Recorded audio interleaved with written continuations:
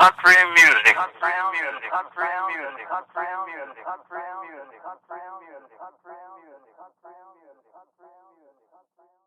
I've played guitar for more than 40 years, and today I'm going to show you how to play Sturgill Simpson's Grammy-nominated hit from 2016, All Around You.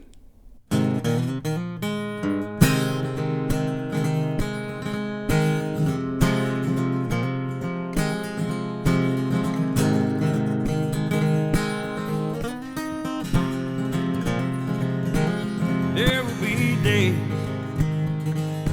when the sun won't shine, when it seems like the whole world is against you. Don't be afraid, life is unkind. You can let go of the pain if you choose to. As time slips away,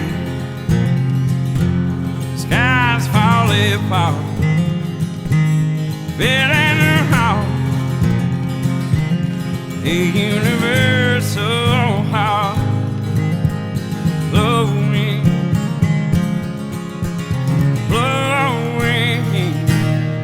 all around you.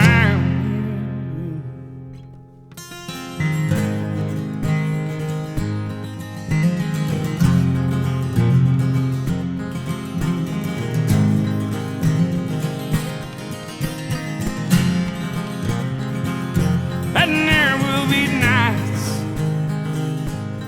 go on forever. Like you're Good morning, and thank you for stopping by to see what's happening here on the couch. Boy, do we have a good one for you today. All Around You is a song from Sturgill Simpson's third album, A Sailor's Guide to Earth, the Grammy winner for Country Album of the Year that reached #1 on 3 different Billboard charts for country, rock, and folk music. All Around You was also nominated for Song of the Year in 2016. Simpson has been called the man who saved country music. While unconventional and eccentric in many ways, Simpson is a pretty regular guy in others. Stick with me after the lesson and we'll talk more about the song, the man, and his music. For now, let's jump right in and learn that bluegrass G-run riff that starts the song.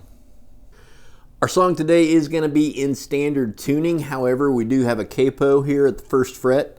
There are different versions of this song also, like a lot of Sturgill songs. There are lots of different versions floating around. We are going to be working on the acoustic version today that first appeared on his interview on the Charlie Rose show on PBS, which is this one. In case you hadn't seen that, I'll put a link to that version in the description. It's also the same way that he plays it on acoustic guitar when he plays with the Dap Kings, like is on the record version, at least when he played it at the Grammys. So that's where this version comes from. Its intro riff is kind of a two-part riff. It starts out with a bluegrass G run, and then we're going to alternate between a G chord and an E minor chord with some embellishments. So let's start with that G run. And I'm going to say too, I guess maybe if you searched for this song because you wanted to play it, maybe you're a country person and you already know this. If you're a follower of my channel, it's more likely you're a classic rock person and you don't know this because I didn't know this. We, classic rock people, usually play our G's something like this, right? Bluegrass people generally play their G's more like this. It's just a different use of fingers, and I'm going to show you why. So instead of your index finger being on the 2nd fret and your middle finger being on the 3rd fret, we're going to use our ring finger on the 3rd fret of the E string, and our middle finger is going to go on the 2nd fret of the A string. And those frets are relative to the capo, so it's actually the 4th fret of the E and the 3rd fret of the A, but I'll try to go relative to the capo as we go through this.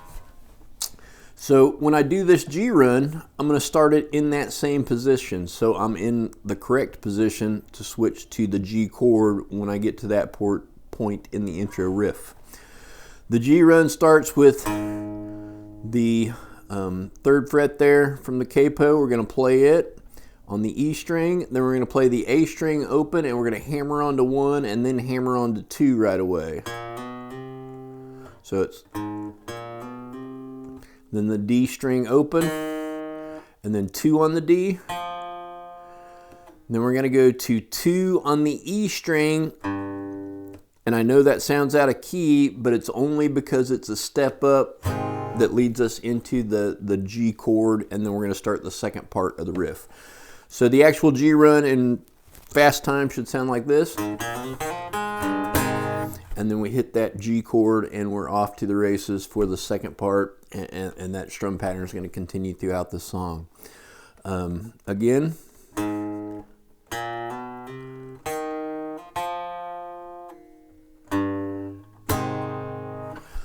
So once we hit that G chord, then we're going to start a specific strum pattern. I'm going to show you kind of 2 levels to this. Kind of what it sounds like without the strums are the G strum, then the D string open, G string open, D string open. And then we're going to switch to an E minor chord using those same 2 fingers. A string, D string, A string. We're going to do some embellishments as we go through it, and we're also going to do some down up downs as we go through it, but that's just kind of the basic pattern that can get you used to the rhythm if this kind of bluegrass strumming pattern is outside the norm for you. So it's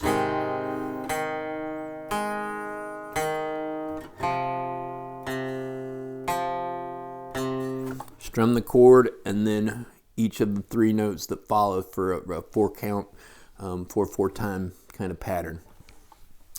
So once we get going here, we're going to play the strum, the chord, and then there's a down up down, and then we're going to hit that D, and then another down up down, and then the G, and then another D. The way it sounds fast is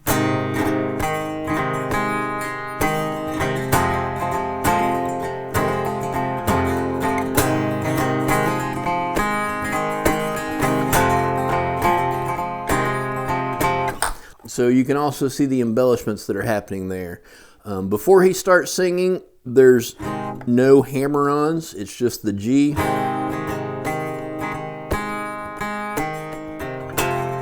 To the E minor. Now the E minor, we're going to play the E minor, and then the second time we're going to hammer onto the A string, hammer onto the D string, and then we just play it again. And sometimes he hammers onto the A minor again when he comes back to it. So that's kind of that 4 count pattern.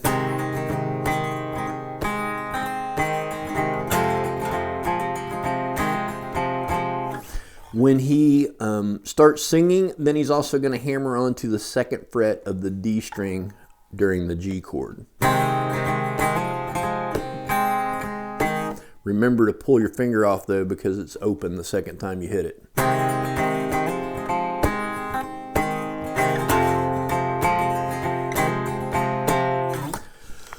That's the intro.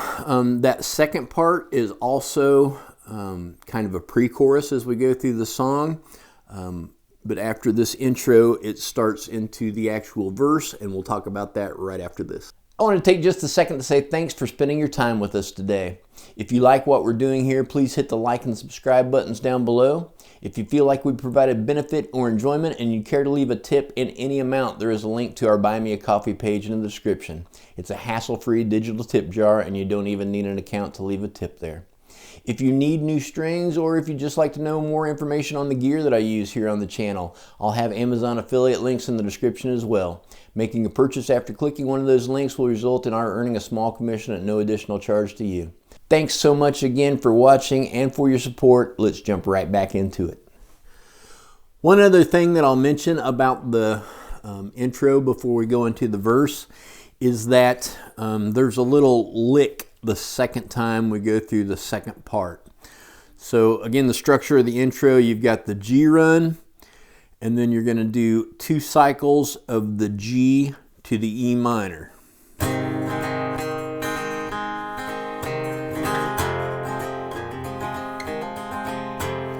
So that's 1 cycle.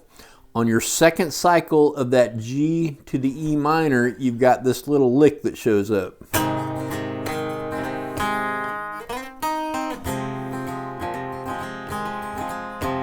And it takes you into the 2nd E minor. So the way it works is you strum the G, hit the open D, hit the open G, and then we're going to slide up from 2 to 4 on the G. We're going to hit 3 on the B, and back to 4 on the G. And that takes you into the E minor.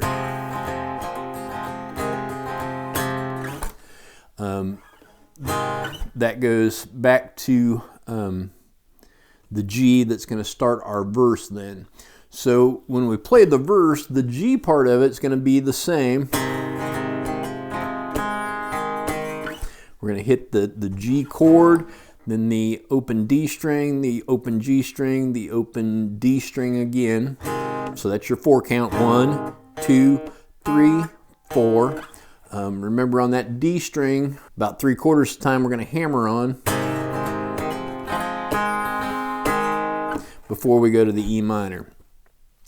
So when we start the verse, when he starts the singing, we're going to stay on this G. We're going to play it exactly the same way as we played it in the intro, but we're going to do it 2 times, and then we go to a D, and then the second time around we're going to do the G 3 times. So 3 measures of the G before we go to the D. And that's going to be something like this.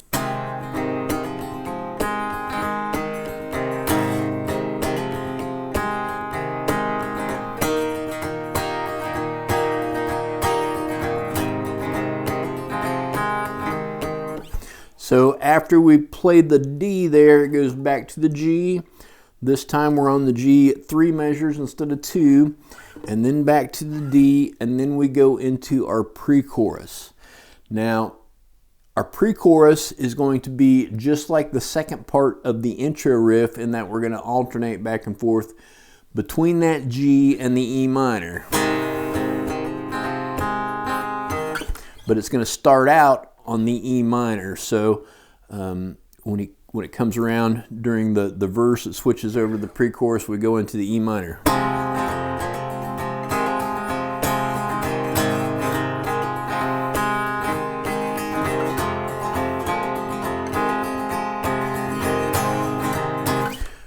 We hit the G last, then we go to a C chord.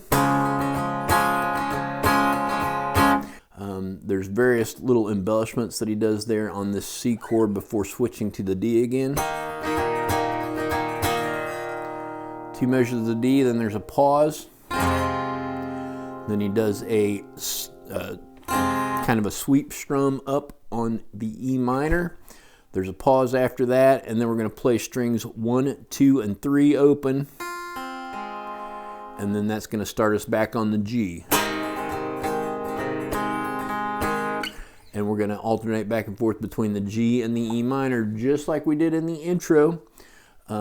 This is between the first chorus and the second verse. So we're going to do that second part of the intro riff again. This time when we get to this, it's going to be a little bit more extended. Instead of, that's how we did it the first time. When we do it this time, it's going to be right after that we do our slide. After the first hit on the D string, the hammer on to 2. And it's just, he slides up to the same position, but he's going back and forth between that 4th fret on the G and the 3rd fret on the B string several times. And then he goes back to the E minor. We go through that 2 cycles in the chorus.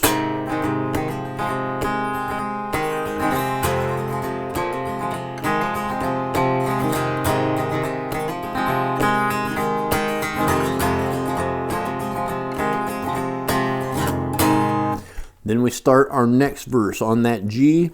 Second verse is the same as the first. We're going to do 2 measures of G to the D, and then 3 measures of G to the D. Then we go back into our pre-chorus, which is going to be the E minor to the G, E minor to the G. After the end of that, we have the same chorus pattern that ends the D, strum up on the E minor, 1, 1, 2, 3, open on the strings. Then we're going to hit the G chord again. And real quickly, we're going to switch into the bridge, which is a few different chords. And there's also lots of embellishments that goes on in this little instrumental section. And that's what we're going to talk about next. So as we come out of that second chorus, we have this bridge section. It's almost a guitar solo, kind of, because there's some more embellishments. And there's a chord progression that only exists in this part of the song. So as we come out of it, it ends on the D chord, the rake up on the E minor, and then our 3 open strings, 1, 2, 3 real quick. And then real briefly, he hits the G again. And then immediately he goes to a C major chord, to an A minor, to a G, to an E minor, back to the C, to a D, back to an A minor, real quick to a C, and then back to our G. And that leads us back into our pre-chorus.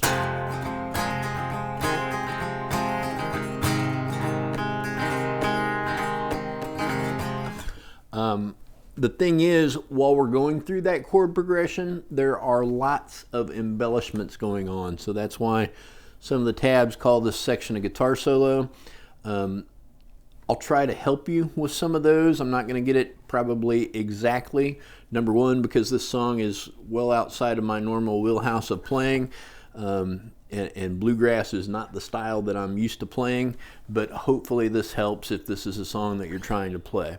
So we got the D, the E minor, our 3 open notes. Just real quickly, he's on that G, and then when he gets to the C, it's like a down, up, down, and then we have, so that's just alternating between the B string and the G string. And then a pull off from 3 to 1 on the B, and then I play the G, and then back to the B. And then he switches to the A minor. There is some embellishment going on there too. You can pull off those same strings because you didn't change your index finger or your pinky. And then we go to the G. The G and the E minor are going to play a lot like they do in the song. You're going to hit that open D string, and then we're going to do the slide up lick. But it's like the second one, not the first one, in that we don't just go and then to the E minor. It's several of those, and then we go to the E minor. We're going to play it with the same hammer-ons that we always play it with. Then he goes back to the C. On the C, the easiest embellishment, I think, is that pull-off. So then after that C, we're going to go to a D. Here so that's the 3rd fret of the E string, pulling off to the 2nd fret of the E string, and then the B string and the G string. And then after that D, we're going to go back to the A minor, and then quickly to a C. And then when we get to the G, it's more just like all downstrokes, leading us back into the pre-chorus.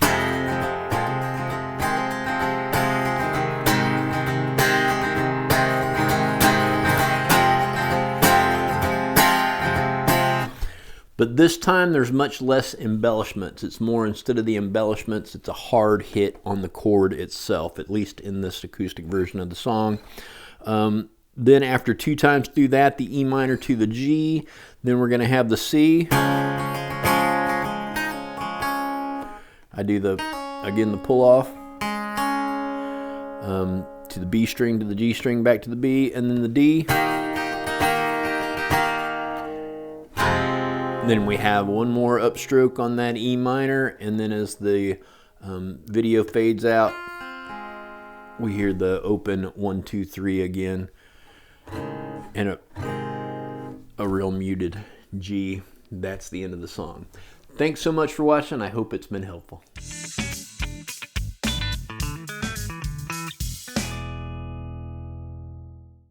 Before doing research for this video, I didn't know a whole lot about Sturgill Simpson. I'd seen clips of him on Joe Rogan, and I was vaguely familiar with his music. What I found out is that there is a lot to know about Sturgill, and it's tough really to know where to start. Sturgill Simpson's 47 years old, married, and has 3 children. He and his wife have worked very hard to keep their family life personal and out of the public spotlight. Sturgill was born and raised in Kentucky, his dad a state trooper, and his mom a real coal miner's daughter, just like the lyrics say in his song Life Ain't Fair. In 2018, he was actually awarded the Commonwealth of Kentucky's highest honor, bestowing upon him the title of Kentucky Colonel. Sturgill started writing songs in high school as a means of attracting and impressing girls. He enlisted in the U.S. Navy and served 3 years after graduating high school. There is some small level of controversy and intrigue surrounding his discharge. At least one theory states that he's an undercover CIA operative. After the Navy, he worked at an IHOP in the Pacific Northwest, where he formed the country rock band Sunday Valley in 2004. He moved to Nashville to pursue his music full-time, but was disheartened fairly quickly and took a job with the railroad in Salt Lake City, Utah. His wife and friends eventually convinced him to take his songwriting more seriously and pursue his passion full-time. He returned to his old band Sunday Valley, with whom he would record an album and tour. In 2012, the band broke up and Sturgill and his family returned to Nashville. Upon his return, he planned to write and release 5 conceptual albums that encompass the entire human life experience. Our song today comes from the third of the 5, A Sailor's Guide to Earth. The album is written and dedicated to his firstborn son and has been described as a heartfelt guide to living. Much of the album features musical accompaniment from the Dap Kings, a soul funk review who backed renowned soul artist Sharon Jones until her passing from cancer in 2016. My wife and I have seen Sharon Jones and the Dap Kings several times over the years at music festivals and always found them to be amazing. It's kind of mind-blowing to me that a country artist would feature them on his album, an album that was nominated for a Grammy for Album of the Year. While it didn't win for that, it did take the Grammy for Country Album of the Year, Dap Kings and all. Sturgill completed his 5 concept albums and recorded a 2-volume project called Cutting Grass that featured many of his songs rearranged and re-recorded in a pure vintage bluegrass style. He's also recorded 1 album under his alias Johnny Blue Skies in the vein of Eric Clapton and the Derek and the Dominoes album. There are recent hints of another of those possibly coming soon. Sturgill has vehemently denied speculation that he is an atheist and went so far as to point out that he has Jesus' name tattooed on his body. All around you is instruction to persevere through hardship and tribulation. It proclaims that God is real and that there is an eternity beyond the life that we experience here during our time on earth. My reason for choosing this song specifically was because the very first time I heard it, a verse from the Bible popped into my mind for just about every lyrical verse in the song. After initially learning and researching the song, I was forced to take a break after my mom passed into eternity following an 18-month fight with cancer. I can surely attest to God being an ever-present help when persevering through hardship and tribulation. Over the past couple of years, helping to take care of family members with various physical afflictions has been the primary focus of my life. There have been many trials and hardships that I've been faced with recently, and to be perfectly honest, I'm not sure how I would have survived it without Jesus. When you have a relationship with Jesus, He is your rock. He is your foundation. You begin to see and understand everything through the lens of Scripture, and everything starts to make perfect sense. When He is with you, there is no reason to fear. The circumstances in your life may not always be easy, but having Jesus with you in the fire makes getting through it easier. His Word makes irrefutable promises that we can count on. I know for a fact that my mom is cancer and pain-free now. I know that she has no worries. I know exactly where she is, not because of anything that she did, but because of all that He did. I know for a fact that I will see her again, not because of anything I did, but because of everything that He did. Eternal life is a free gift and available through saving faith in Jesus Christ. As always, I would encourage you to pick Jesus. I'd encourage you to seek Him out with all of your heart. Thank you so much for watching. I sincerely appreciate your time, and I sincerely hope to see you back again soon, right here on the couch. I